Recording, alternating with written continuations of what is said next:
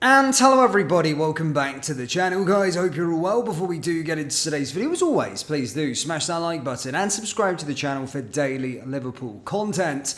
Okay, it is the big one tomorrow as Liverpool do travel to Manchester to take on Manchester United at Old Trafford in the quarterfinals at the FA Cup. A chance, of course, to get back to Wembley, which would be our second time this season, and of course, looking to compete on the remaining three fronts that is left. It is yet another big test, mainly not down to the quality of Manchester United as such, but due to it being a historic fixture, not a derby game of course, but certainly something that is a rival of ours, or probably our biggest rival in my personal opinion. So a big game of course, and as stated, we always like to get one over Manchester United, especially at Old Trafford, and especially put them out of yet another competition which would see them go trophyless, which is absolutely glorious. Ahead of the clash, guys, as always, there is some big news, of course, from their camp, from our camp, which we're going to be diving into in today's video. Was also going over a bit from The Athletic with regards to another appointment. Yes, just a quick one, guys, before we do get into today's video. I want you to check out the channel's official clothing store, Clothing.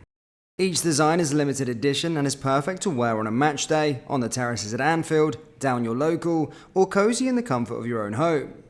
Do browse our big collection by going down into the link in the description or going to clothing.com. Thank you, and let's get into today's video. We'll get to that first. As stated, yes, Liverpool, according to The Athletic, Fenway Sports Group, are working on a move for Benfica's technical director, Pedro Marques, in the latest step to build its new structure after the arrival of Michael Edwards. FSG last week announced Edwards' appointment to the CEO of football role, which includes taking overall charge of the Liverpool sporting setup. A key part of his job will be to help acquire and oversee a second club, with the 44-year-old calling it one of the biggest factors in my decision. He also stated, I believe that to remain competitive, investment and expansion of the current football portfolio is completely necessary. FSG are now targeting Marques largely to provide his skills and expertise on such a project. The highly regarded Portuguese would be employed by the Boston-based company rather than Liverpool. Marques' vast experience in this area would be utilised to assist FSG in its search and then subsequent management of any other team, which will mainly be used to attract global talent. He is known to Liverpool from their talks to sign Darwin Núñez from Benfica in 2022 and has ties to former Anfield sporting director Julian Ward. Marques started out as a youth coach at Sporting Lisbon in 2004 before occupying a first-team performance analyst position at Manchester City 6 years later when Ward was a City scout. In 2014, Marques switched to a coaching and analyst-led post for the City Football Group, the multi-club model that owns or shares in Manchester City, Girona, Melbourne City and 8 other teams around the world.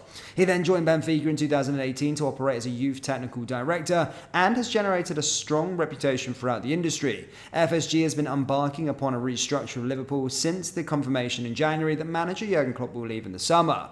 Ex-Liverpool sporting director Edwards was a key piece in the jigsaw, and his previous title, having been vacated by Jorge Schmachter, is expected to be taken by Bournemouth's Richard Hughes. So as stated, guys, between now and the end of the season, before the manager is going to be appointed, there's going to be various vacant roles appointed, but this one's going a more of a long way, of course, into the multi-club model, and as stated, a guy that's certainly a man in demand and has done a very, very good job at Benfica and at Manchester City. So yeah, that's the latest with regards to a potential appointment. But look, moving on from the sort of future, let's focus on this season. And as stated, guys, a big one coming up, of course. Now, for us, as stated, we have got some positive news on the injury front, if you like. And as stated, I'm going to go through that now in terms of the actual team news. There were mixed news on injury front, as Klopp ahead of the match said Konate would still be a serious doubt to be fit. He does face a tight race when he will probably lose. Ryan Gravenberch trained normally and is ready, so he returns. Bobby Clark is fine after the ankle knock versus Sparta. Harvey Elliott and Gravenberch a yellow card away from a one-game suspension in the FA Cup as well. So in my opinion, now obviously with Konate unlikely to win his fitness race, and even if he did, would be a risk to start him, and Ryan Gravenberch to start from the bench, it feels like there's only one decision for Klopp. Does he start Andy Robertson or does he start Joe Gomez at left back? The Scot played the full 90 on Thursday, while Gomez played only the first half, an early hint into Klopp's thought process that seemingly has not changed from the Manchester City game.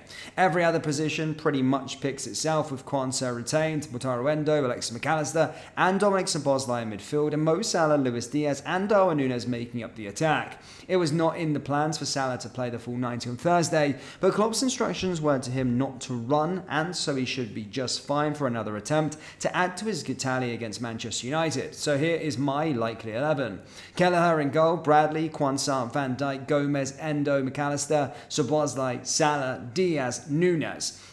Klopp still has the options at his disposal with Harvey Elliott, Cody Gakpo and Andy Robertson available, plus the likes of Bobby Clark and Jadon Dance. The player likely won't be the only youngsters in the squad, with 17-year-old centre-back Amaro Nalo expected to be on the bench again in Konate's absence, and possibly Trey Nyoni. The above-mentioned 11 is the strongest possible for Liverpool at this stage, and one good enough to seal a place in the FA Cup semi-final, so let's get into them Reds. Following this, of course, Manchester United had a bit of a mixed injury boost as well. Erik ten Hag is expected to welcome 3 senior players back into his squad for Liverpool's FA Cup visit on Sunday, including their top goal scorer. Yes, the first 2 upcoming visits to Old Trafford sees Jurgen Klopp still without up to 9 senior players, as we just stated. As for United, they are expected to be boosted by the return of Rasmus Højlund, Harry Maguire and Aaron Wan-Bissaka after the respective spells on the sidelines. Højlund has missed the last 4 matches and remains their leading goal scorer so far this season with 13, which accounts for 21% of United's goals across competitions. Erik ten Hag said, "We had a good week. These players you mentioned, Højlund, Maguire and Wan-Bissaka, returned on the pitch partly at the start of the week, and they had a session on Friday and they are all training. I think they're going to be available. We have to see on tomorrow, one session. We have to see how they recover from this tomorrow, but it looks good." Harry Maguire's return comes amid a minor issue for 36-year-old Johnny Evans, who has played more games than he will have anticipated so far this campaign. United will be without Lisandro Martinez, Tiro Malacia, Luke Shaw, Anthony Martial, Atle Bandia and Mason Mount for Sunday's game, one that has all pressure placed on United. Both clubs have struggled with injuries, but while the FA Cup is Man United's last chance of silver this season, Klopp's men are still pursuing all 4. This is my predicted Manchester United starting 11. Onana, Dalot, Varane, Maguire, Lindelof, Mino, Casemiro, Garnacho, Fernandes, Rashford and Højlund. So as you can see, guys, they are battling with their injury problems, but that starting 11, my goodness me, it's rank rotten. To be perfectly honest, I don't like to be disrespectful, but my goodness me, over the years I've seen some great Manchester United sides, 27-year-old, so I do see them.